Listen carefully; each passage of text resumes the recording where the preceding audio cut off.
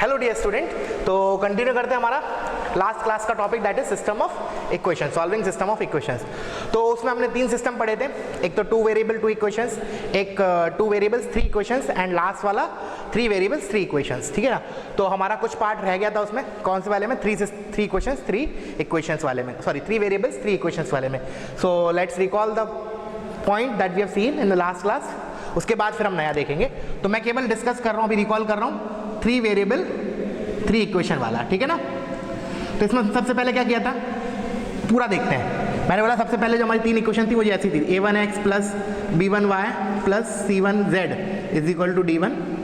Similarly a2x plus b2y plus c2z equals to d2, a3x plus b3y plus c3z equals to d3। These are my 3 equations। तो मैंने क्या बोला था, इसको हम कैसे एनालिसिस करेंगे, we will treat these as 3 equations of planes। ठीक है, ओके। देन फिर मैंने 4 क्वांटिटीज डिफाइन की थी, डेल्टा, डेल्टा 1, डेल्टा 2 और डेल्टा 3।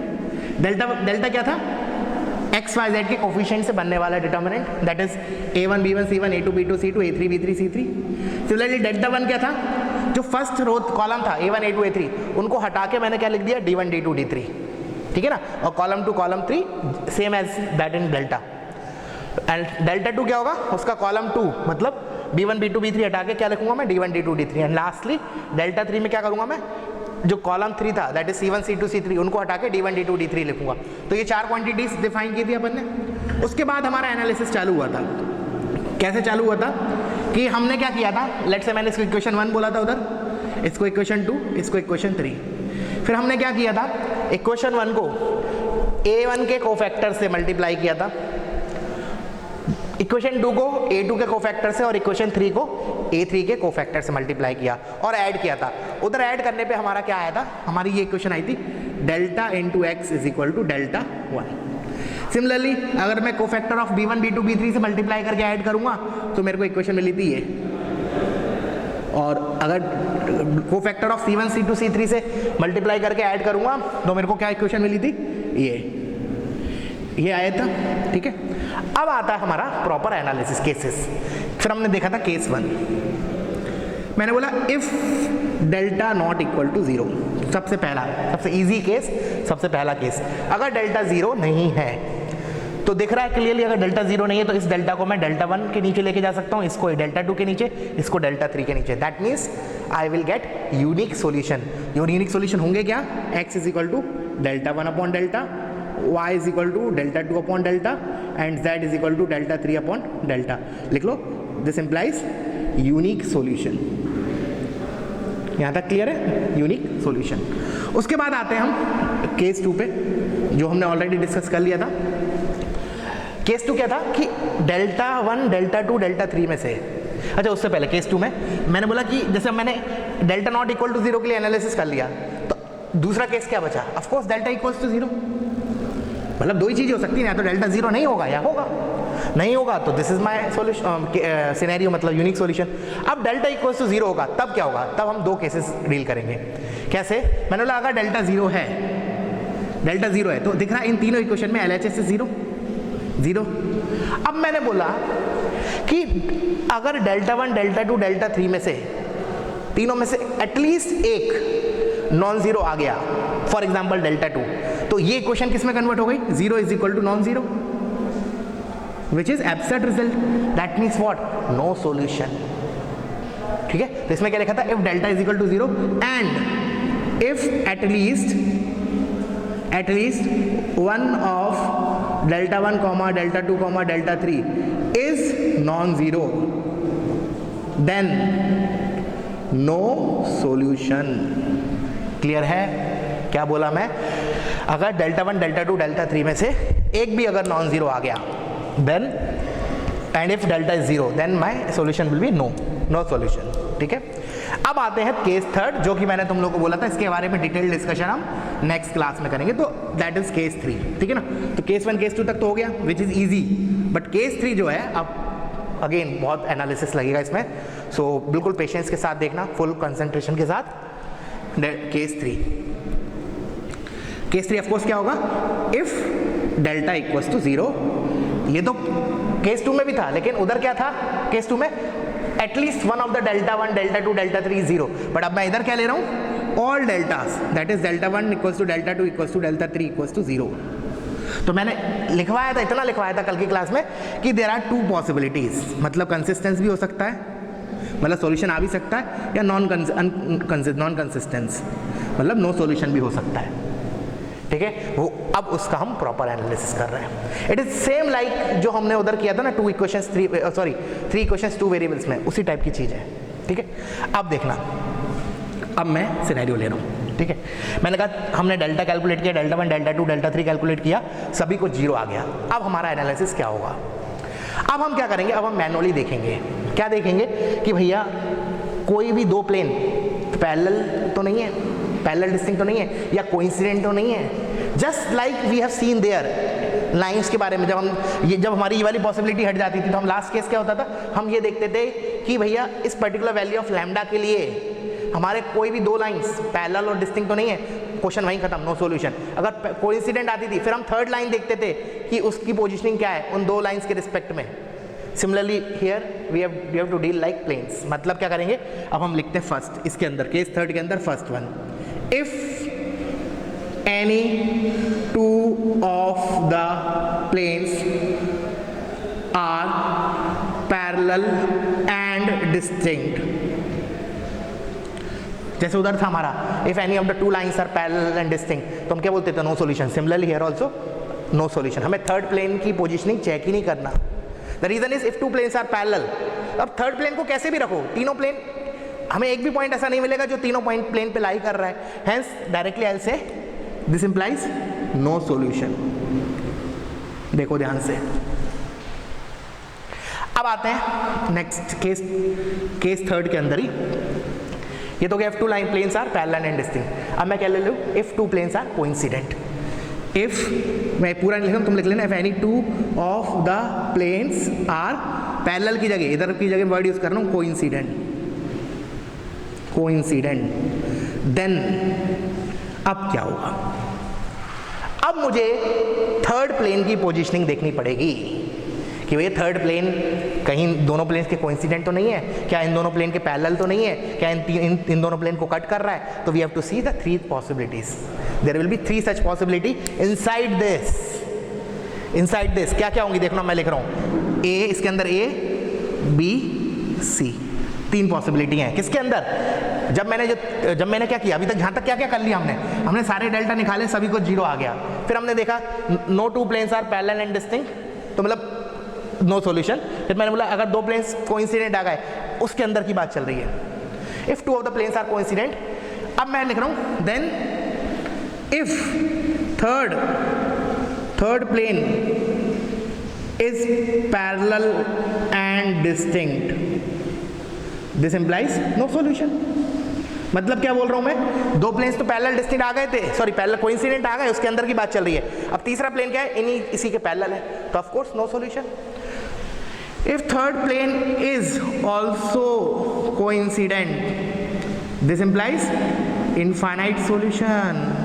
बेसिकली क्या हो रहा है, वो तीनों प्लेन कोइंसिडेंट है, इसका मतलब क्या है, वो एक ही प्लेन है, बस एक इक्वेशन को दूसरे किसी स्केलर से मल्टीप्लाई करके लिखा हुआ है।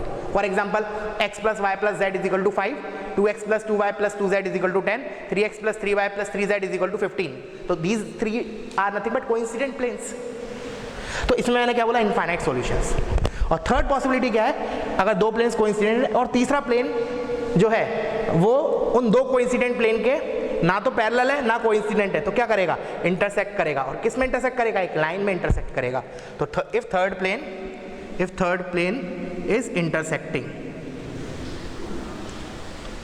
intersecting, then again infinite solution।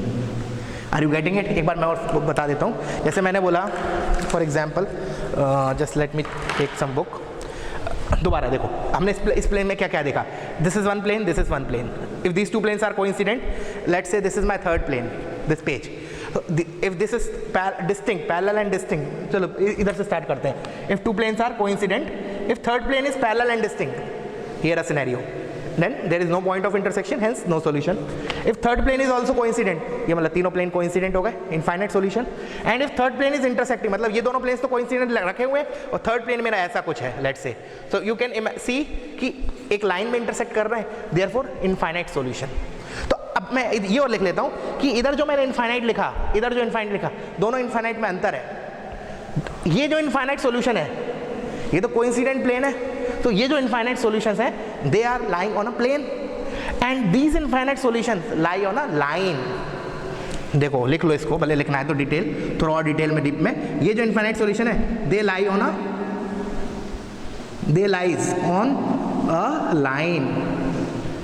तो क्या होगा ना, जब हम एक्चुअल क्वेश्चंस करेंगे, जब हम देखेंगे अगर लाइन में सॉल्यूशन आ रहे हैं, तब हम उनको सिंगल पैरामीटर लैम्डा के टर्म्स में एक्सप्रेस कर सकते हैं. लिख लो, भले लिखना है तो. Solution can be expressed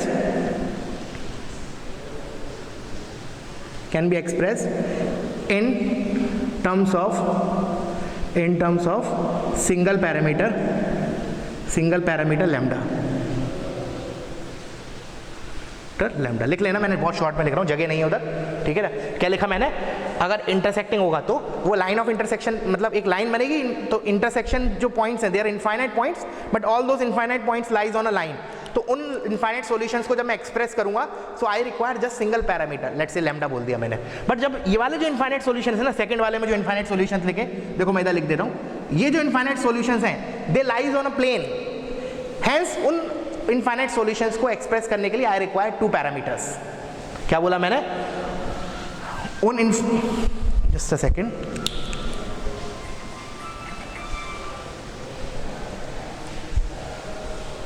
continue है ना.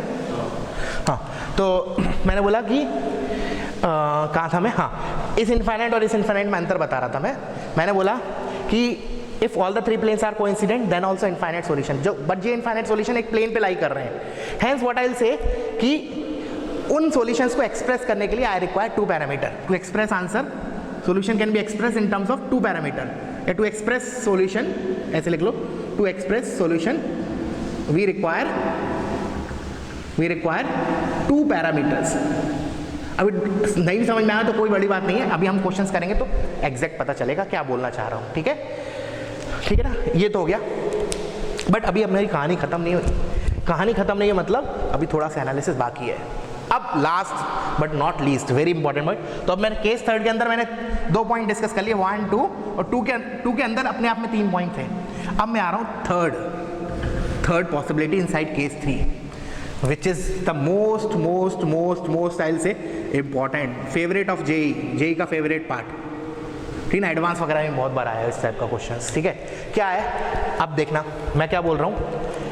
अभी तक हम अभी किसके अंदर चल रहे हैं हम, जो हमारा थर्ड केस था, मतलब all deltas are zero, all deltas zero. तो मैंने बोला था कंसिस्टेंट भी हो सकता है, नॉन कंसिस्टेंट भी हो सकता है, मतलब सॉल्यूशन आ भी सकता है, नहीं भी आ सकता. तो उसके अंदर पहला पॉइंट ये था, दूसरा पॉइंट ये था, दूसरे के अंदर 3 पॉइंट ये थे. मतलब अब ये हमने किसका एनालिसिस कर लिया, हमने मैनुअली देखा कि कोई 2 प्लेन्स पैरेलल डिस्टिंक्ट तो नहीं है, कोइंसिडेंट तो नहीं है. अब मैं क्या ले रहा हूँ, if no of the 2 planes are parallel and distinct. देखना, if no 2 of the planes are parallel and distinct. ध्यान है, अपन ने उधर क्या किया था, if no of the 2 lines are parallel and distinct, तब मेरा यूनिक सॉल्यूशन होता था. बट इधर क्या होगा, if no 2 of the planes are parallel and distinct and if still, मैं किसके अंदर चल रहा है वो दोबारा लिख रहा हूँ, and if still delta equals to delta 1 equals to delta 2 equals to delta 3 equals to 0, मतलब ये सारे डेल्टा 0 हैं. And still if no 2 of the planes are parallel and distinct, then planes must be coaxial, then plane will be coaxial, मतलब coaxial वाला. अब इसके अंदर 2 scenario आते हैं. लास्ट दिस इज, इसके आगे नहीं है, बस इतना ही है. इसलिए मैंने शुरू से स्ट्रेस दे रहा हूँ, ये टॉपिक जो है बहुत इंपॉर्टेंट है और बहुत फील वाला है. मतलब इस और मैंने ये अब तुम्हें फील भी आ रही होगी कि मैं अभी क्यों पढ़ा रहा हूँ 3D के बाद. चाहता तो मैं डिटर्मिनेंट में पढ़ा देता. देखो अभी तक तो मैट्रिसेस का कुछ यूज़ नहीं हुआ है, बट मैंने नहीं बताया था उस टाइम, क्योंकि मैट्रिसेस, सॉरी हमने 3D नहीं पढ़ा था. मैंने बोला था 3D के बाद वी विल सी दिस. हाँ, तो if no two of the planes are parallel and distinct and if still all deltas are zero then planes will be coaxial. तो इसमें क्या हो रहा होगा, इसको समझने के लिए पहले मैं बुक से समझा रहा हूँ, देखना। एक फिजिकली प्लेन बना देता हूँ तुम्हारे लिए। मैंने बोला, मैं कैसे हाथ से पकड़ने में दिक्कत होगी बुक, चलो देखते हैं जैसा भी होता है। कोएक्सियल मतलब क्या है, देखना। मैंने बोला कि let's say these are to, let's say ऐसे बोल रहा हूँ मैंने बोला कि ये दो मेरे प्लेन्स हैं, this is plane 1, this is plane 2। So this is what line of intersection of, this is line of intersection of these two planes, जो इसका हिंज है, this is what my line of intersection of these two planes. अब इसके अंदर क्या हो रहा है मैं बता रहा हूँ। ए और बी केस में, ए और बी केस में क्या हो रहा है कि देखना, ध्यान से सुनना। जो थर्ड प्लेन है वो बेसिकली उसकी दो पोजीशन हो सकती है, या तो वो इस लाइन ऑफ इंटरसेक्शन से पास कर जाए, मतलब the scenario is something like this, कि इस टाइप का सिनेरियो, इस टाइप का सिनेरियो, ठीक है। एक ये प्लेन है, एक ये प्लेन है, एक ये प्लेन है। इन दोनों प्लेन के लाइन ऑफ इंटरसेक्शन से ये थर्ड प्लेन मेरा जो इस राइट हैंड में ये पास कर रहा है, या फिर जो थर्ड प्लेन है वो इस लाइन ऑफ इंटरसेक्शन के पैरेलल है, मतलब if this is the line of intersection, this the plane is something like this. Are you getting it? या तो वो इस लाइन ऑफ इंटरसेक्शन से पास कर रहा है या इस लाइन ऑफ इंटरसेक्शन के पैरेलल है। अगर इस लाइन ऑफ इंटरसेक्शन से पास कर रहा है, इफ इस लाइन ऑफ इंटरसेक्शन के पास, इस लाइन ऑफ इंटरसेक्शन से पास कर रहा है my third plane, if passing through line of intersection of P1 and P2, then again infinite solution. If it is parallel to line of intersection then it is no solution. तो बस यही हमारे दो केसेस हो गए, ठीक है। समझ में आया? एक सेकंड रुकना। अब मैंने बोला कि मेरे दो केसेस बन गए, कि एक बार मेरा डायग्राम से बता देता हूँ। केस 1 कि let's say these are two planes, मैं टॉप व्यू देख रहा हूँ, दीज आर टू प्लेन्स, तो थर्ड प्लेन है वो मेरा लाइन ऑफ इंटरसेक्शन से पास कर रहा है। Let's say this is P1, this is P2, तो P3 is a plane which is passing through line of intersection of P1 and P2। तो इधर मैं क्या बोलूँगा, P3 passes through line of intersection, line of intersection of P1 and P2, therefore infinite solution। और मैं अभी इधर लिख लेता हूँ, थोड़ा जगह कम है, इसी के अंदर B वाला पार्ट, इसी के अंदर B वाला पार्ट। अब क्या हो रहा है B वाले में, ये P1 है, ये P2 है, let's say this is P1, this is P2। अब जो P3 है वो लाइन ऑफ इंटरसेक्शन से पास नहीं कर रहा, बट लाइन ऑफ इंटरसेक्शन के पैरेलल है, that means it is something like this. Now इधर लिख लो तुम, मैं इसको हटा देता हूँ, चलो ये तो अपना रिवीजन वाला पार्ट था ना, इसको हटा देता हूँ। देखना मैं बोल रहा हूँ इसके अंदर, थर्ड के अंदर जो B पार्ट था, ये this is B part, P3, this is P3 is parallel to line of intersection, line of intersection of P1 and P2, so this implies no solution। this ends your this particular part। अब पूरा analysis complete हो गया है, ठीक है ना। तो notice करा तुमने कोई चीज इंपॉर्टेंट इसमें, जब हम केस 3 के अंदर की बात कर रहे हैं, when all deltas are zero, when all deltas are zero, the important thing to note is we are getting either no solution or infinite solution, we are never getting unique solution। देख लो ध्यान से, देखो ये case 3 के अंदर की बात चल रही है। केस 3 के अंदर फर्स्ट नो सॉल्यूशन, ये क्या लिखा है, कोइंसिडेंट, हाँ। देन देखो no solution, infinite, infinite, unique मिला कहीं अभी तक नहीं मिला, उसके बाद इनफाइनाइट, उसके बाद no. So these are the only possibility, either no solution। तो हमारा जो केस थर्ड है basically when all the deltas are zero, तो क्या होगा, either no solution मतलब इनकंसिस्टेंट, और इनफाइनाइट सॉल्यूशन मतलब कंसिस्टेंट। यूनिक नहीं आया हमारा, यूनिक कहाँ है, केवल if delta is not equal to zero, वही एक केस है जहाँ हमें यूनिक सॉल्यूशन मिल रहा है, और वो आया क्या था, delta upon delta 1, sorry delta 1 upon delta, delta 2 upon delta, delta 3 upon delta, x y z की वैल्यूज। क्लियर है? अभी हम इस पर्टिकुलर में इस सिनेरियो को थोड़ा सा और देखते हैं, मैथमेटिकली इसमें क्या करना होगा हमें, ठीक है ना। ठीक है, हम इन दोनों में से कैसे पहचानेंगे, ठीक है ना। मान लो यहाँ तक आ गए, all deltas are zero and if no of the two planes are parallel and distinct. अब इन दोनों को मैंने बता तो दिया, ओरली बता दिया अभी कि P3 है, P1 और P2 के लाइन ऑफ इंटरसेक्शन से पास कर रहा है, infinite solution, line of intersection के पैरेलल है तो नो सॉल्यूशन। बट हम मैथमेटिकली कैसे इसको पहचानेंगे, मैं इसलिए स्ट्रेस दे रहा हूँ इस पर्टिकुलर वाले पार्ट पे, because this is the favourite topic of JEE advance, JEE वालों का ये फेवरेट पार्ट है, ठीक है। तो तो इसको हम थोड़ा सा और समझ लेते हैं, ठीक है। चलो तो पहले वीडियो पॉज करो, इन सब पार्ट को कॉपी करो जो भी लिखा है मैंने, ठीक है ना। और ये नोट करके भी लिख लेना, inside case 3 that is if all deltas are 0 then either we are getting no solution और infinite solution, we are never getting unique solution. Important point to notice, ठीक है। चलो एक बार मैं ना ओरली रिवाइज करवा रहा हूँ पहले, उसके बाद हम इस थर्ड ये कोएक्सियल प्लेन वाला थोड़ा टॉपिक और डिटेल में देखते हैं, उसके बाद फिर हम न्यूमेरिकल्स पे आएंगे। और नहीं तो न्यूमेरिकल से पहले एक छोटा सा पार्ट और है, होमोजीनियस इक्वेशंस, उसको कवर अप करेंगे, फिर न्यूमेरिकल्स पे आएंगे, ऐसा कर लेंगे वाले, ठीक है ना।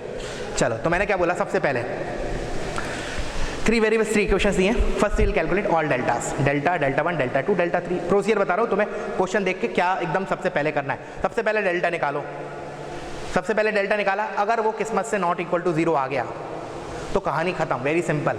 डेल्टा नॉट इक्वल टू 0 है तो यूनिक सॉल्यूशन होंगे, फिर तुम्हें डेल्टा 1, डेल्टा 2, डेल्टा 3 निकाल के बस डेल्टा 1 को डेल्टा से डिवाइड करो, you will get x, delta 2 को डेल्टा से डिवाइड करो, you will get y, delta 3 को डेल्टा से डिवाइड करो, you will get z, unique solution. Second case was if delta is equal to 0, delta not equal to 0 case 1 में हो गया, अब बचा क्या, डेल्टा इक्वल्स टू 0, बट इसके अंदर क्या होगा, फिर मैंने दो पॉसिबिलिटी है, अगर डेल्टा 0 है and if any one of the delta 1, delta 2, delta 3, इन तीनों में से कोई भी एक एटलीस्ट एक नॉन जीरो आ गया तो आई विल डायरेक्टली से नो सॉल्यूशन, कुछ काम करने की जरूरत नहीं है, नो सॉल्यूशन, ठीक है। जो केस थर्ड था, if delta is 0 and also if all deltas are 0, क्या बोला, if delta is 0 and if all deltas are 0, इसके अंदर अब हमारे 3 सिनेरियोज बनते हैं। फर्स्ट इज, अब हम क्या करेंगे, पहले मैनुअली चेक करेंगे, कोई भी दो प्लेन उठाए, अगर वो दोनों प्लेन पैरेलल और डिस्टिंक्ट हैं, वहीं खत्म, नो सॉल्यूशन। अगर वो दोनों प्लेन कोइंसिडेंट आ गए तब हम थर्ड प्लेन देखेंगे, इन दोनों के प्लेन के रिस्पेक्ट में क्या हो रहा है। If third plane is coincident, infinite solution, parallel distinct, no solution, intersecting, then infinite solution, and this infinite solution lies on a line, ठीक है। और जो थर्ड था हमारा इसके अंदर, केस थर्ड के अंदर भी थर्ड वाला, दैट इज ऑफ कोएक्सियल, जो मैंने बोला सबसे ज़्यादा इंपॉर्टेंट है। उसमें क्या है कि हमने देखा तीनों इक्वेशंस में को देखा कि भाई कोई भी दो प्लेन पैरेलल और कोइंसिडेंट नहीं है, ठीक है। तो फिर और and if still all deltas are 0 then 100% my system is coaxial. उसमें क्या हो रहा होगा, उसमें दो पॉसिबिलिटी हैं, जो थर्ड प्लेन है वो पहले दो प्लेन के लाइन ऑफ इंटरसेक्शन से पास कर रहा होगा या फिर लाइन ऑफ इंटरसेक्शन के पैरेलल होगा। अगर लाइन ऑफ इंटरसेक्शन से पास कर रहा होगा देन अगेन इनफाइनाइट सॉल्यूशन, और अगर लाइन ऑफ इंटरसेक्शन के पैरेलल होगा देन नो सॉल्यूशन। क्लियर है। अब मैं क्या बोल रहा हूँ कि कोएक्सियल में भी उन ए और बी पार्ट में से कैसे पहचाने कि लाइन ऑफ इंटरसेक्शन से पास कर रहा है या पैरेलल है, ठीक है ना। अब वीडियो पॉज करो, एक बार खुद से रिकॉल करो जो जो मैंने अभी बोला, ठीक है। अब मैं आता हूँ कोएक्सियल वाले पे।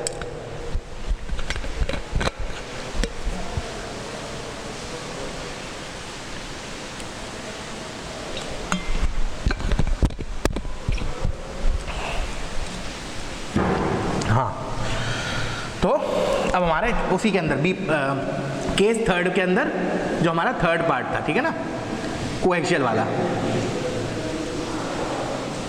कोएक्सियल वाला, ठीक है ना, कोएक्सियल वाला। अब सुनना, अब मेरे को इक्वेशन लिखनी पड़ेगी। लेट्स से P1 हमारा है A1x plus B1y plus C1z। देखो एक बार बताऊंगा, ठीक है ना, बिल्कुल अच्छे से सुनना, बहुत इंपॉर्टेंट है ये। Plus B2y plus C2z is equal to D2, और plane P3 is A3x plus B3y plus C3z equals to D3, ठीक है, ये हो गया हमारा। अच्छा, अब क्या करना है, अब हम क्या बोलेंगे कि सिंस, अब देखो एक चीज सुनना, पहले तो ये सोचो कि इन उन दोनों ही सिनेरियो में, let's say this is P1, this is P2, P1 P2, and let's say this is P1, this is P2।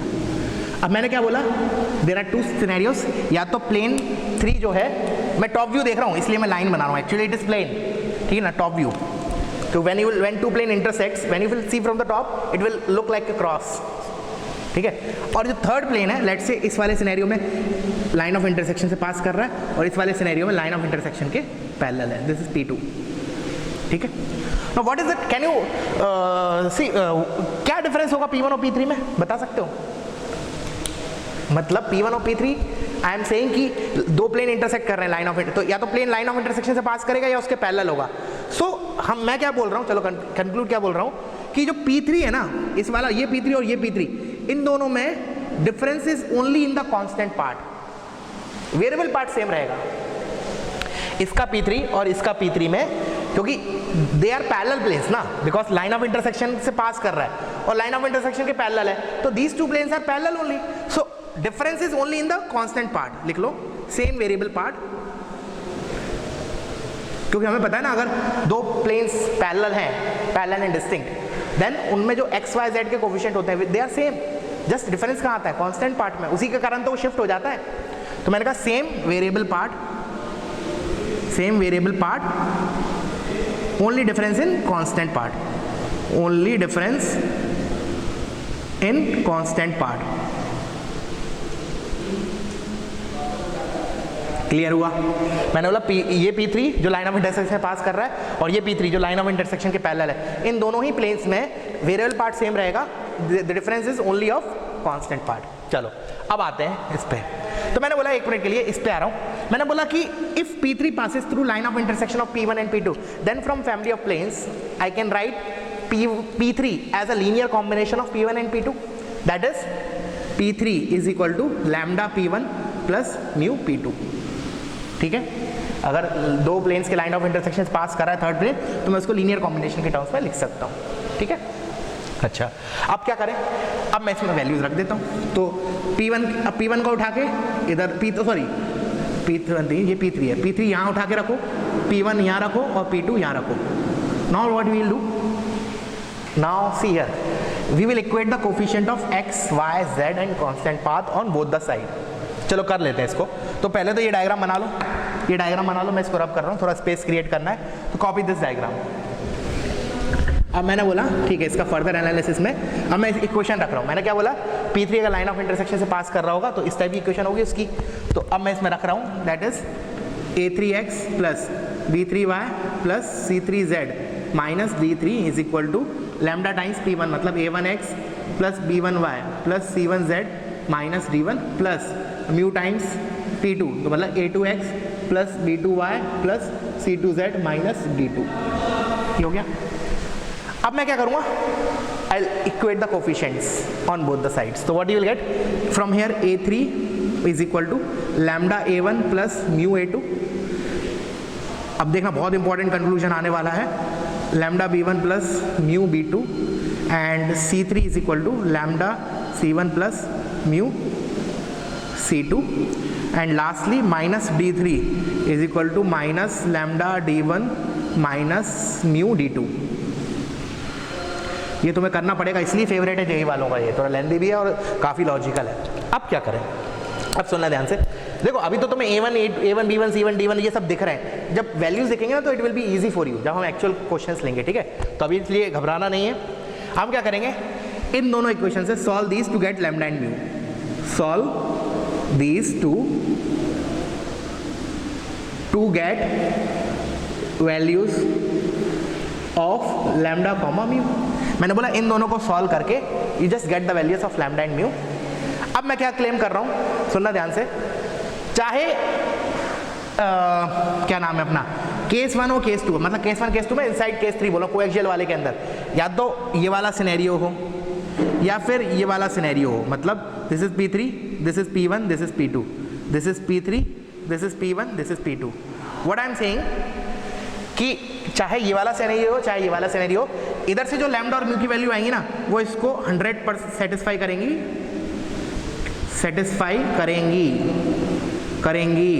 For both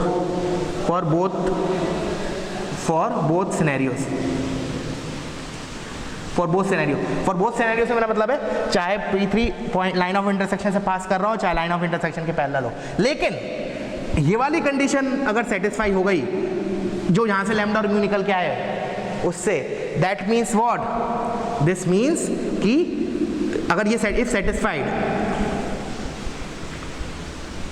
if satisfied then क्या होगा, इनफाइनाइट सॉल्यूशन, मतलब P3 जो है वो लाइन ऑफ इंटरसेक्शन से पास कर रहा है, then infinite solution. If not satisfied then no solution. इसका मतलब जो P3 है that is passing through, sorry that is parallel to line of intersection of two planes.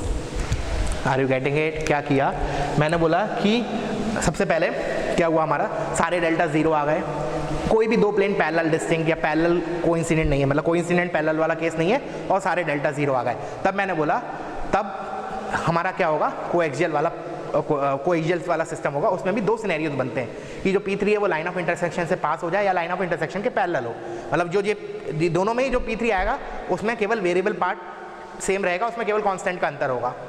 तो फिर मैंने बोला लेट्स से कि जो P3 है वो P1 और P2 के लाइन ऑफ इंटरसेक्शन से पास कर रहा है, so I can write it as linear combination of P1 and P2। जब मैंने P1 P2 P3 इसमें उठा के रखे तो ऐसे में 4 इक्वेशन बनी, x के कोफिशिएंट इक्वेट करके y का और z का और कांस्टेंट पार्ट। अब मैंने क्या बोला, x और y की जो कोफिशिएंट इक्वेट करके जो दो इक्वेशन बनी शुरू की, उनसे लैम्डा और म्यू निकालो, और वो थर्ड इक्वेशन को तो पक्का सेटिस्फाई करेगा अगर कोएक्सियल सिस्टम है। कोएक्सियल सिस्टम मतलब या तो ये है या ये है, बट अगर कांस्टेंट पार्ट को इक्वेट करके जो इक्वेशन बनी अगर उसको भी सेटिस्फाई किया ना ये वाली लैम्डा और म्यू की वैल्यू ने, देन 100% वो P3 जो है वो लाइन ऑफ इंटरसेक्शन से पास कर रहा है। Getting it? क्लियर हुआ? अब कोई सोच सकता है ऐसा क्यों हुआ, तो इसके बारे में एक काम करते हैं, हम डाउट सेशन में डिस्कशन करेंगे। तुम लोगों का व्यूज भी चाहता हूं मैं, ऐसा क्यों ये किया तो मैंने, this is what we will do, but why we are doing this, हम ऐसा क्यों कर रहे हैं कि मेरा तुम्हारे से क्वेश्चन है डाउट सेशन में, that I will ask you कि ठीक है इन दोनों से लैम्डा और म्यू निकाल के जो लैम्डा और म्यू आए, why it is satisfying third equation, whether it is case 1 और case 2, whether it is case 1 और केस 2, जो लैम्डा और म्यू की वैल्यूज आई वो इक्वेशन 3 को क्यों सेटिस्फाई कर रही हैं, पहली बात। तो दूसरी बात, let's say this is case 1, जो केस 1 है उसके लिए तो ये इक्वेशन सेटिस्फाई हो रही है, केस 2 के लिए ये नहीं हो रही, क्यों? This is my question for you. ठीक है, हो गया? क्लियर है यहाँ तक? चलो तो वीडियो पॉज करो, इसको कॉपी करो, एक आध क्वेश्चन देख लेते हैं हम।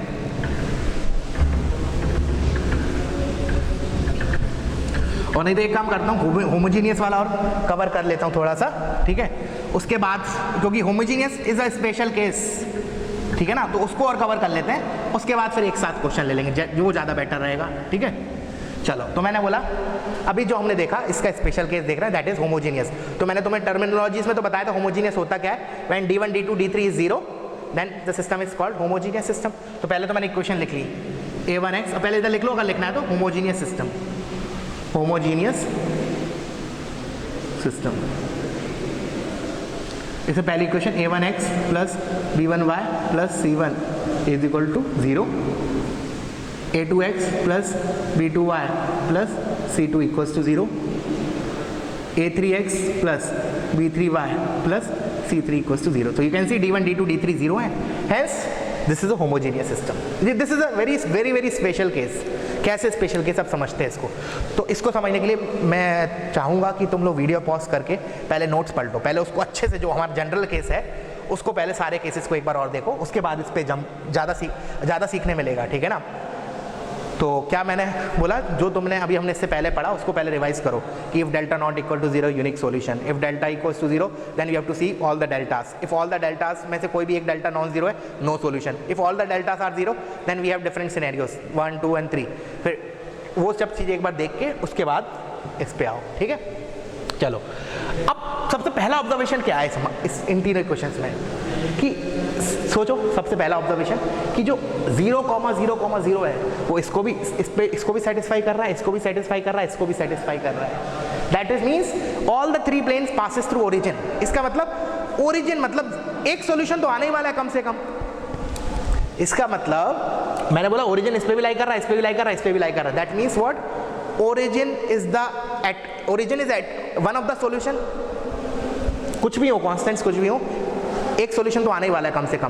तो इसका मतलब हम एक नोट लिख सकते हैं छोटा सा कि homogeneous system is always consistent, क्योंकि नो सॉल्यूशन तो हो ही नहीं सकता कभी, क्योंकि 0 0 तो आएगा ही आएगा। तो कंसिस्टेंट मतलब या तो यूनिक आएगा या इनफाइनाइट आएंगे। तो at least I can make a first note, very important note, कि since origin lies in all the 3 planes, since origin lies in all the 3 planes, hence the system is always consistent। या फिर मैं ऐसे लिख सकता हूँ, homogeneous system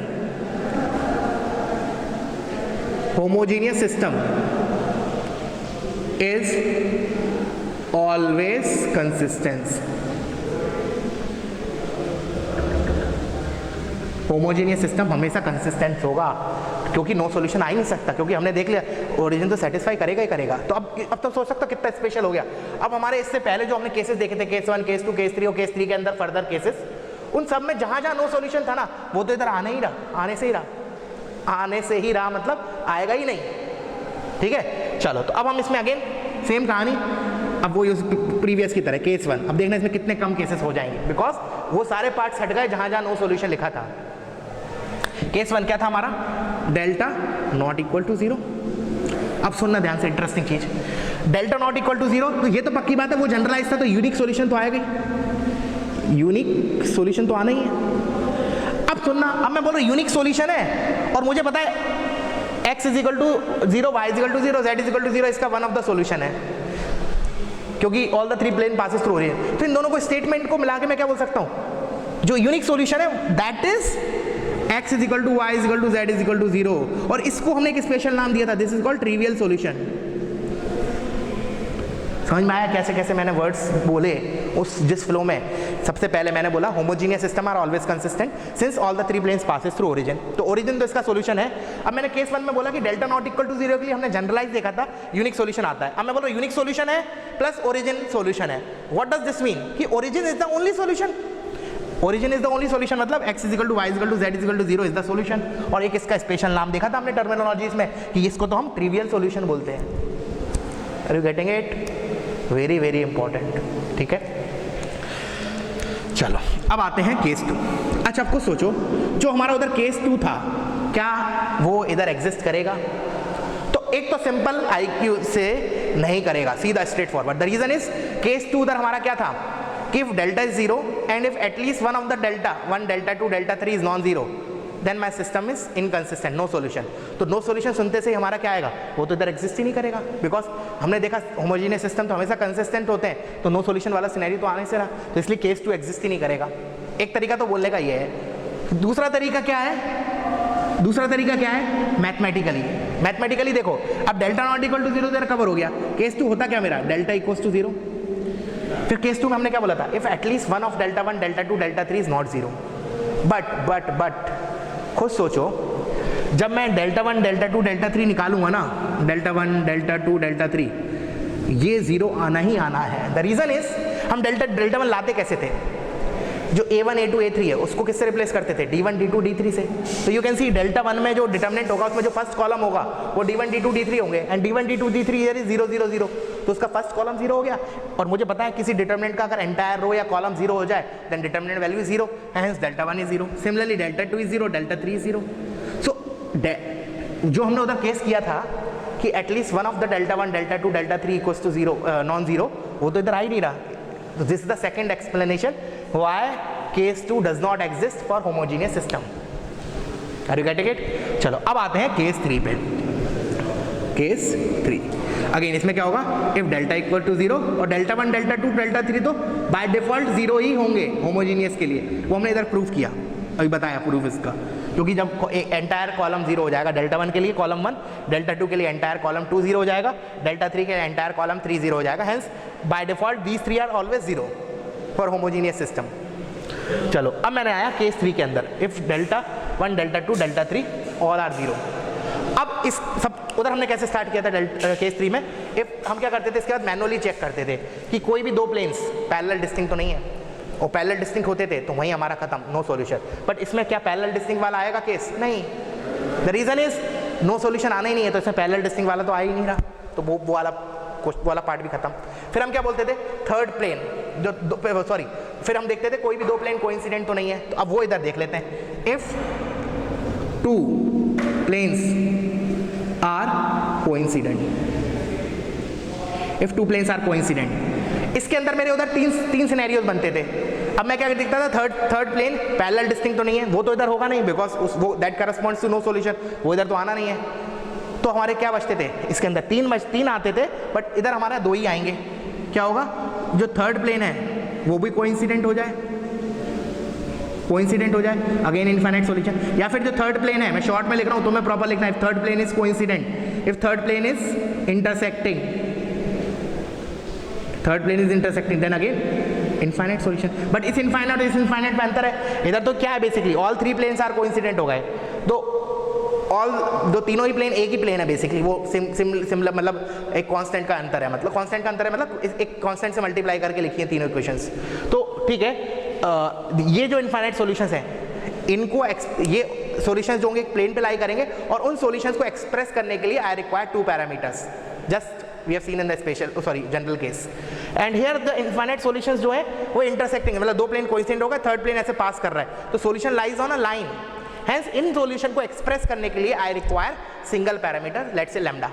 अंतर है इस इनफाइनाइट और इस इनफाइनाइट में अंतर है, इधर भी इनफाइनाइट है इधर भी इनफाइनाइट है, बट ये जो infinite solution they lie on a plane and this infinite solution lies on a line. If you want to write make it again you can write it, this infinite solution lies on a line, lies on a plane, इधर ये infinite solution और ये lies on a line, lies on a plane, lies on a line. तो plane पे lie करेंगे infinite solution, तो उनको express करने के लिए, उन सॉल्यूशन को दिखाने के लिए, हम देखेंगे न्यूमेरिकल के बाद, उनको एक्सप्रेस करने के लिए आई रिक्वायर टू पैरामीटर्स, इनको एक्सप्रेस करने के लिए आई रिक्वायर सिंगल। अब आते हैं क्या, कोएक्सियल वाला। नाउ कम्स कोएक्सियल वाला। तो इसके अंदर ये 1 हो गया, वो 2। अब अच्छा इसमें भी और इंटरेस्टिंग चीज़ है कि अब क्या हो गया हमारा ऑल डेल्टा 0, और अब मैं बोल रहा हूँ कोई भी दो प्लेन कोइंसिडेंट नहीं है, then what is the scenario, then it will be scenario of coaxial.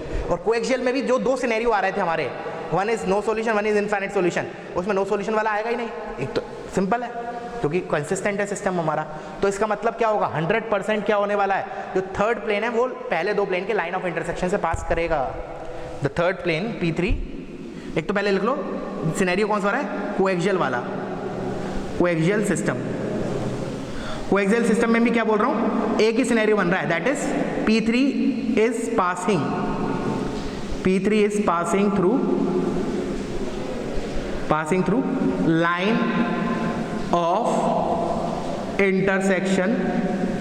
Line of intersection of P1 and P2, मतलब लाइन ऑफ इंटरसेक्शन के parallel level line of intersection से ही पास करेगा।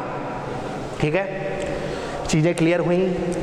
एक बार और क्विक रिव्यू करते हैं होमोजेनियस सिस्टम के लिए। मैंने बोला for homogeneous system let's say this is my 3 questions where D1 D2 D3 all 3 are 0। So first is, जैसे हम स्टार्ट करते हैं वहाँ, चलो मैं पैरेलल ही रन करूँगा दोबारा, दोनों एक बार जनरल के लिए, फिर उधर होमोजेनियस पे आऊँगा। ठीक है, पैरेलल ही करूँगा। तो सबसे पहली बात मैंने क्या बोली कि होमोजेनियस सिस्टम में सबसे पहला ऑब्जर्वेशन क्या है कि origin is satisfied with by all these 3 planes, hence origin lies in all these 3 planes. इसका मतलब क्या है, origin is my one of the solution, मतलब वो तो आना ही आना है। इसका मतलब क्या है, सॉल्यूशन आना ही आना है। इसका मतलब क्या है, सिस्टम इज कंसिस्टेंट। तो मैंने लिखवाया homogeneous system is always consistent. ठीक है, दूसरी चीज केस 1। अब मैंने बोला, अब केस 1 पे आते हैं। Case 1 is delta not equal to 0। Delta not equal to 0 होता था तो मैंने क्या बताया था, उधर यूनिक सॉल्यूशन होता है, तो यूनिक तो अभी भी रहेगा। अब मैं बोल रहा हूँ यूनिक होना ही है, प्लस मैंने ऑलरेडी प्रूव कर रखा है कि origin is one of the solution of this homogeneous system, then what I can say कि origin is the only solution if delta is not equal to 0। और वो solution क्या होगा, x is equal to y is equal to z is equal to 0, और उसका special नाम होता है that is trivial।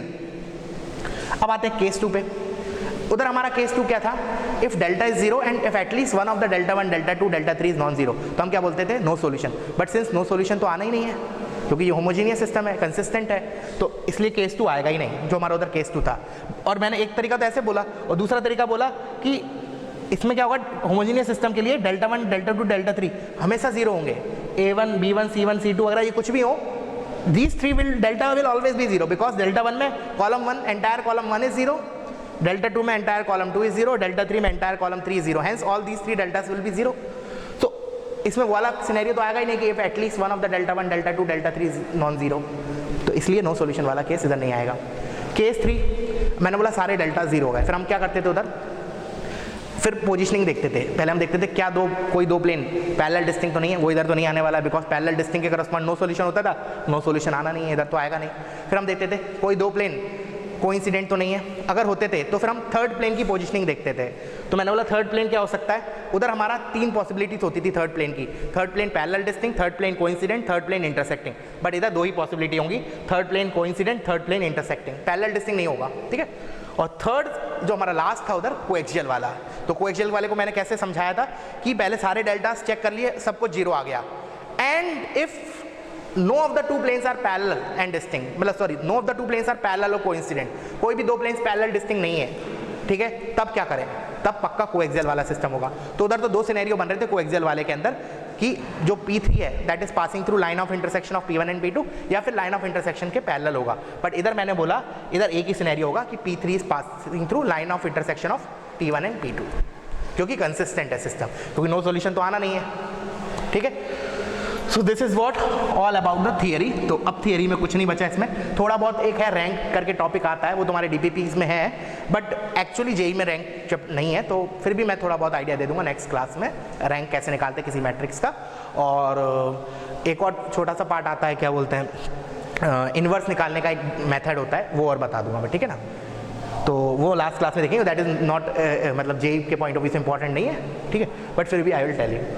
तो अब हम इसके क्वेश्चंस पे मूव करते हैं, तो स्टार्ट करते हैं, कॉपी करो इसको पहले। अच्छा, क्वेश्चन स्टार्ट करने के पहले again I will suggest you पहले एक बार पुराना रिवाइज करो। पुराना से मेरा मतलब है system of solving system of equations, ठीक है ना, क्योंकि अभी तुम्हें लग रहा होगा कि हाँ सब कुछ समझ में आ गया, बट क्या है जैसे जैसे टाइम बीतेगा ना तो चीज़ें कंफ्यूज होना चालू हो गई, अगर अभी अच्छा नहीं करोगे तो।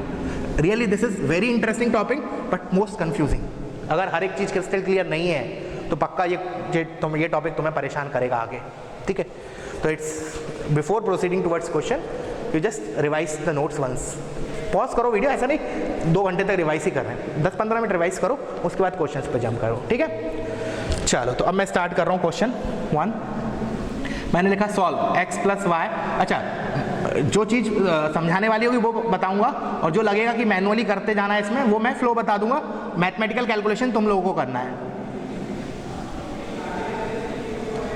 ठीक है ना। मैंने बोला solve this system of linear equation, solve this system of linear equations. तो चलो स्टार्ट करते हैं। हमारा सबसे पहले क्या टास्क होगा, ठीक है ना। हमने देखा कि होमोजीनियस तो नहीं है, चलो कोई बात नहीं, होमोजीनियस नहीं है। Then my first target in such questions will be to find delta, to find delta. तो first I will calculate delta. तो डेल्टा क्या होगा मेरा 1 1 1 1 2 3 1 4 7, this is my delta. 1 minute के लिए मैं बता दूंगा, अगर मेरे पास लिखी होगी, वैसे लिखी है शायद, फिर मैं निकालूंगा डेल्टा 1। अच्छा सुनो, 1 मिनट के लिए सुनना, अगर मान लो ये मेरा 0 नहीं आता है, if delta is not equal to 0 then what, unique solution. फिर यूनिक सॉल्यूशन आया, अब मैं निकालूं कैसे यूनिक सॉल्यूशन, उसके लिए फिर मुझे डेल्टा 1 डेल्टा 2 डेल्टा 3 निकालने पड़ेंगे। तो मैं देख लेता हूँ मेरे पास, ऐसे तुम लोग वेरीफाई करना, पहले तुम लोग निकालो सारे डेल्टास, प्रैक्टिस हो जाएगा डिटर्मिनेंट का भी, डेल्टा 1 डेल्टा 2 डेल्टा 3। अब मैं देख लेता हूँ क्या आ रहे हैं। सो एक मिनट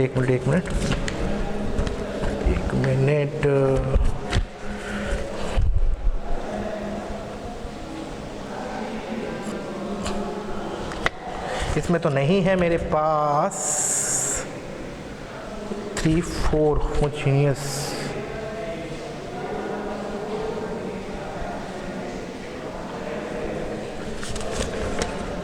चलो इसमें तो नहीं है, कोई बात नहीं, निकाल लेते हैं। चलो तो जब कर ही रहे हैं तो पूरा करते हैं। तो दिस इज एक मैं इधर ही चेंज कर देता हूँ, 1 - 1 0 2 - 1 1 4 - 1 3 1 - 1 0 3 - 1 2 7 - 1 6।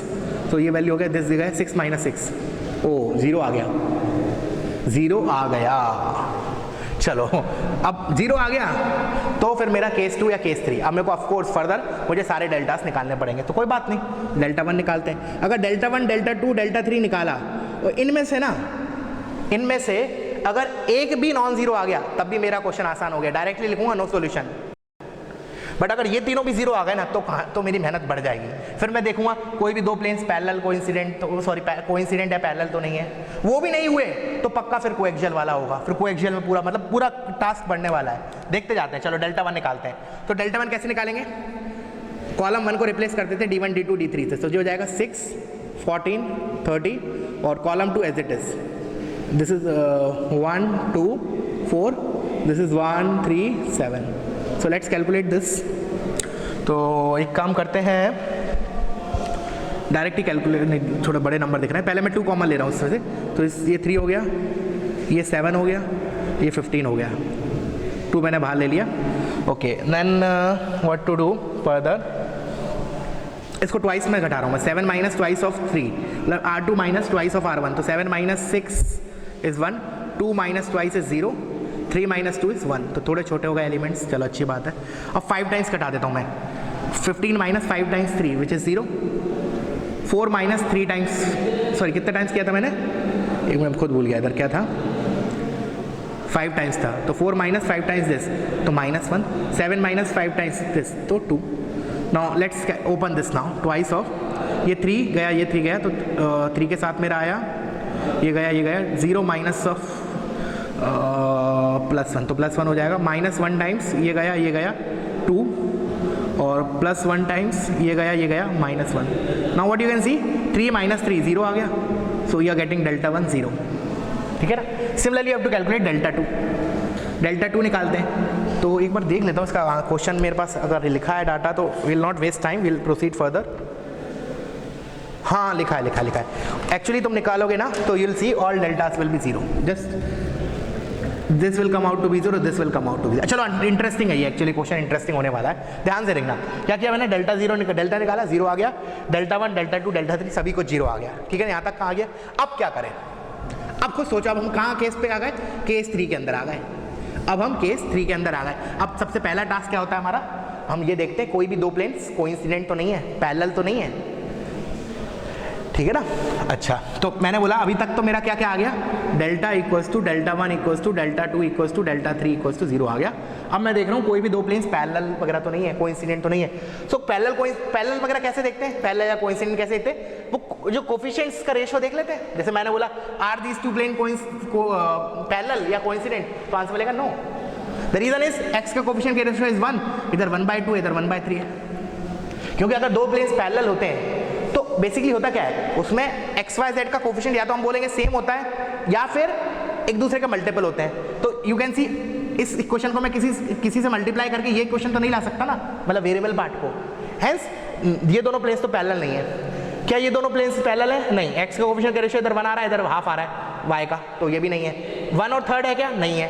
तो क्या मिला मुझे, no of the 2 planes are parallel and distant, मतलब no 2 of the planes are parallel. Since, ऐसे लिखो proper, since no 2 of the planes are parallel, therefore coaxial. कोई भी 2 प्लेन्स, क्योंकि मैंने बोला कि सारे डेल्टा 0 हैं and no 2 of the planes are parallel, मतलब पैरेलल डिस्टिंक्ट या पैरेलल कोइंसिडेंट कुछ ना. जब पैरेलल नहीं है तो कोइंसिडेंट आएगी. ठीक है ना. तो कोएक्सियल वाला होगा. अब कोएक्सियल में क्या होगा, 2 सिनेरियोस अब प्रॉपरली सॉल्व करना पड़ेगा. उसमें से कौन सा सिनेरियो है, तो मैंने क्या बोला था, हम क्या लिखेंगे, P3 इक्वल्स टू, देखना प्रॉपर, ये लेंथी क्वेश्चन है. Again this one question itself will clear your theory. Again एकमात्र क्वेश्चन. तो मैं क्या लिखूंगा, P3 is equal to lambda P1 plus mu P2. This is what my P3. अब क्या करें, अब देखना वैल्यूज रख देते हैं इधर. x plus 4y plus 7z minus 30 is equal to lambda times x plus y plus z minus 6 plus mu times x plus 2y plus 3z minus 14. Now we'll equate the coefficients of x, y, z and constant part. ठीक है. तो उससे हमें 4 equations मिलेगी. पहली 2 equation से lambda और mu निकाल के मैंने क्या बोला था उधर कि 3rd इक्वेशन को तो सेटिस्फाई करेगा ही करेगा, 4th को अगर किया तो इनफाइनाइट सॉल्यूशन, नहीं किया तो नो सॉल्यूशन. तो कहने का मतलब पहले तो मैं इक्वेशन बना लेता हूँ. x का coefficient here it is 1, here it is lambda plus mu, this is the equation number 1. Equation number 2, y का coefficient here it is 4, here it is lambda plus 2 mu, this is my equation 2. And second last इधर z का coefficient is 7, इधर z का coefficient is lambda plus 3 mu, equation 3rd. और 4th equation constant part minus 30 is equal to minus 6 lambda minus 14 mu. This is my 4th equation. तो मैंने बोला इन दोनों से हम लैम्डा और म्यू निकालेंगे, तो आसान है. इसको इससे सब्ट्रैक्ट करूं तो क्या आएगा, 3 इज इक्वल टू म्यू. और लैम्डा निकालने के लिए अगेन इसमें इसी में रख देता हूँ लैम्डा, म्यू की जगह 3, तो लैम्डा इज -2. अब मैंने क्या बोला था, ये दोनों वैल्यूज इसको तो पक्का सेटिस्फाई करेंगी, देख लेते हैं एक बार कर रही है नहीं। तो मैंने क्या बोला था, ये दोनों इसको सेटिस्फाई हमेशा करेंगी, चाहे वो जो P3 है वो लाइन ऑफ इंटरसेक्शन से पास कर रहा हो या फिर पैरेलल हो। In both the scenarios these values of lambda and mu are going to satisfy this third equation 100%। But अगर इसको भी करी तो मैं क्या बोलूंगा, जो फिर वो जो P3 है वो लाइन ऑफ इंटरसेक्शन से पास कर रहा है, देयरफॉर इनफाइनाइट सॉल्यूशन। तो इसका मतलब ये तो तुम वेरिफिकेशन के लिए कर सकते हो कि करना है या नहीं, इसमें सेटिस्फाई करा के, बाकी इसका यूज नहीं है। इसको सेटिस्फाई कर रहा है या नहीं, दैट इज मोर इंपॉर्टेंट, क्योंकि अगर इसको सेटिस्फाई करेगा दैट मीन्स कि P3 हमारे लाइन ऑफ इंटरसेक्शन से पास कर रहा है, मतलब इनफाइनाइट सॉल्यूशन, वरना नो सॉल्यूशन। तो करके देख लेते हैं। हमने LHS देखा इसका, -6 इंटू -2 -14 इंटू म्यू इज 3, तो ये हो गया हमारा -12 या इट इज +12, और ये हो गया 14 -14 into 3 -42 and that is nothing but -30 हो गया। यह हमारा सेटिस्फाई हो गया, मतलब लैम्डा और म्यू की जो वैल्यूज आई उसने कांस्टेंट पार्ट को भी बराबर कर दिया। हैंस P3 passes through, लिख लो P3 passes through line of intersection of P1 and P2, hence infinite solution। लिख लो P3 फाइनल आंसर क्या होगा, P3 passes, अभी फाइनल आंसर मतलब अभी बता रहा हूँ, P3 passes through line of intersection of P1 and P2। जो P3 है वो P1 और P2 के लाइन ऑफ इंटरसेक्शन से पास कर रहा है, देयरफॉर इनफाइनाइट सॉल्यूशन। अच्छा, अब एक चीज, अब मैं इन इनफाइनाइट सॉल्यूशन का लिखूंगा कैसे, तो वो और डिस्कस कर लेते हैं। तो वीडियो पॉज करो, पहले इतना कॉपी करो, इसको मैं हटा रहा हूं, इसको कॉपी कर लेना, ठीक है।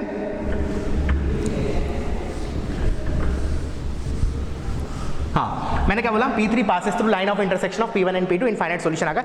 अब याद है मैंने इधर लिखवाया था, जब भी इनफाइनाइट सॉल्यूशन एक लाइन में आते हैं तो उन इनफाइनाइट सॉल्यूशंस को I can express in single parameter lambda, मतलब सिंगल पैरामीटर लैम्डा बोल लो, म्यू बोल लो। ऑफ कोर्स ये लैम्डा और म्यू अलग है, तो मैं एक दूसरा पैरामीटर बोल देता हूं, लेट्स से K, ठीक है, अल्फा बोल दो, बीटा, कुछ भी बोल दो। तो अब मैं कैसे लिखूंगा इनफाइनाइट सॉल्यूशंस, देखना कैसे लिख रहा हूं मैं, how to express these infinite solution, that is also important ना, ठीक है ना। कैसे, मैंने बोला लेट किसी भी एक वेरिएबल को K मान लिया, लेट से मैं Z को मान लेता हूं, Z is equal to K, where K is my variable. अब मैं क्या करूंगा, पहली इक्वेशन Z, इससे क्या करूंगा, Z रख के, एक मिनट, लिखा x plus y plus k is equal to 6 और x plus 2y plus 3k is equal to 14। इन दोनों से मैं y और z निकालूंगा इन टर्म्स ऑफ k। तो मेरा क्या आ जाएगा, z is equal to k है ही, y भी k के टर्म्स में आ जाएगा, z भी k के टर्म्स में आ जाएगा। फिर मैं इनफाइनाइट सॉल्यूशंस कैसे बोलूंगा कि for different values of k I will get different x, y, z। Hence different values of k डालूंगा तो मुझे डिफरेंट पॉइंट्स मिलेंगे, and all those points basically lies on a line. Clear है? चलो, तो वीडियो पॉज करो, इसको copy करो, आगे बढ़ते हैं। और कुछ क्वेश्चंस मैं तुम लोगों को होमवर्क के लिए दे दूंगा, what during this lecture only I will WhatsApp you, ठीक है ना, क्योंकि अगर अभी सारे क्वेश्चंस ऐड करूंगा इस वीडियो में तो काफ़ी लेंदी हो जाएगा lecture, so it's better I will post you in the group. But एक आध क्वेश्चन और देख लेते हैं जो मुझे लगता है बताने लायक है, तो ठीक है, चलो इसको देखते हैं। मैंने बोला सॉल्व द सिस्टम, लिखा x plus 2y plus 3z equals to 1, 2x plus 3y plus 2z equals to 2, and last is 3x plus 3y plus 4z equals to 1। Video pause करो, तुम सॉल्व करो, मैं इसका डायरेक्टली डेल्टा 1, डेल्टा 2, डेल्टा 3 बता देता हूँ क्या आने वाला है, ठीक है ना। So when you will solve this, पहला काम क्या होगा हमारा, डेल्टा निकालना। तो when you will solve this ना, you will get delta not equal to 0, check कर लेना, डेल्टा नॉट इक्वल टू 0 आएगा। अब जैसे ही ये डेल्टा नॉट इक्वल टू 0 आया, ठीक है ना, इसका फाइनल आंसर तुम लोगों को व्हाट्सएप करना है, ठीक है ना, in the group. Delta not equal to 0 आया, तब मैं क्या बोलूँगा कि पक्का यूनिक सॉल्यूशन होगा, पक्का यूनिक सॉल्यूशन होगा। और यूनिक सॉल्यूशन होगा क्या, देखो अगर होमोजीनियस सिस्टम होता तो मिलता unique solution x is equal to y is equal to z is equal to 0 होगा, but since it is non homogeneous, तो यूनिक सॉल्यूशन कैसे लिखूंगा, x is equal to delta 1 upon delta. तो तुम्हें delta 1, delta 2, delta 3 निकालने पड़ेंगे और थोड़ी सी मेहनत करनी पड़ेगी। सच टाइप ऑफ क्वेश्चंस भी जेई में पहले आ चुके हैं मेंस में, और you can expect such questions. Delta निकालना, नॉट जीरो आ गया, डेल्टा की वैल्यू इसमें रखना, डेल्टा 1, डेल्टा 2, डेल्टा 3 निकालना, इसमें रखना, you will get x, y, z। ठीक है ना, सिंपल क्वेश्चन है, वेरी प्रोसीजरल, जस्ट कैलकुलेशन होगा थोड़ा सा। ठीक है ना, मतलब ये समझ लो कि 3 क्रॉस 3 के हमें 4 डिटरमिनेंट सॉल्व करने हैं, एक तो डेल्टा, डेल्टा 1, डेल्टा 2 और डेल्टा 3। ठीक है, चलो और क्वेश्चन लिख देता हूँ, इसको निकालना जरूर, ठीक है ना। चलो उसके बाद एक और क्वेश्चन लिखते हैं, उसके बाद फिर अपन मैं एंड अप करता हूँ। 2x plus 3y minus 3z equals to 0, 3x minus 3y plus, एक होमोजीनियस का एग्जाम्पल ऐड कर रहा हूँ मैं, 3x minus 2y minus 3z equals to 0। Let's say these are my 3 equations, we have to solve this. So क्या करें, सबसे पहला ऑब्जर्वेशन, होमोजीनियस है। होमोजीनियस है तो ये तो पक्की बात है कि x is equal to y is equal to z is equal to 0, इसका एक सॉल्यूशन तो आएगा ही आएगा। बट हम स्टार्ट कैसे करते हैं, हम करते हैं डेल्टा से, हम करते हैं डेल्टा से। तो डेल्टा निकालोगे इसका, ये आएगा 2 3 3 3 minus 3 minus 2 minus 3 1 minus 3। When you will calculate its delta, it will not be 0, it is going to be not 0। निकाल लेना, देख लेना एक बार, 0 जहाँ तक मुझे याद है it is not equal to 0। अगर ये नॉन 0 आया, क्वेश्चन वहीं खत्म। अगर ये नॉन होमोजीनियस होता ना सिस्टम, तो हमें डेल्टा 1, डेल्टा 2, डेल्टा 3 निकाल के फिर x, y, z जैसे इससे पहले वाले क्वेश्चन में निकाला था, delta 1 upon delta, delta 2 upon, but इधर तो हम डायरेक्टली क्या बोलेंगे, यूनिक है और ओरिजिन तो होता ही होता है। That means x is equal to y is equal to z is equal to 0 is the only solution. समझ में आया, delta not equal to 0 means unique, and since it is homogeneous that means that unique solution must be what, my x is equal to y is equal to z is equal to 0। और ऐसे भी बोल सकते हो, नहीं तो अब हमें पता है कि होमोजीनियस के लिए डेल्टा 1, डेल्टा 2, डेल्टा 3 तीनों 0 होता है। और मुझे पता है जब हमने जनरलाइज किया था, जब जनरल देखा था नॉट होमोजीनियस, तो हमने देखा है कि x इज इक्वल टू क्या होता है, delta 1 upon delta, y is equal to delta 2 upon delta, z is equal to delta 3 upon delta. तो इधर भी हम अगर डेल्टा 1, डेल्टा 2, डेल्टा 3 0 0 रखेंगे तो तुम्हारा क्या आएगा, x, y, z ऑल 3 0। तो यहाँ से ही बोल सकते हो। ठीक है बच्चों, तो फिर मैं आज एंड अप कर रहा हूँ यहाँ। ठीक है, तो और कुछ क्वेश्चंस हैं मेरे पास अभी, मैं उनको व्हाट्सअप कर दूंगा तुम्हें। ठीक है ना, अब हम नेक्स्ट क्लास में देखेंगे कुछ क्वेश्चंस तो देखेंगे इसके ऊपर, और नेक्स्ट क्लास में हम एंड अप करेंगे मैट्रिसेस को विथ मैट्रिसेस मेथड, मतलब सिस्टम ऑफ लीनियर इक्वेशंस को सॉल्व करना। अभी जो हमने देखा दैट इज डिटरमिनेंट मेथड, मतलब क्रैमर्स रूल। अब ऐसा ही आएगा एक हमारा मैट्रिक्स मेथड। ठीक है, ओके, थैंक यू।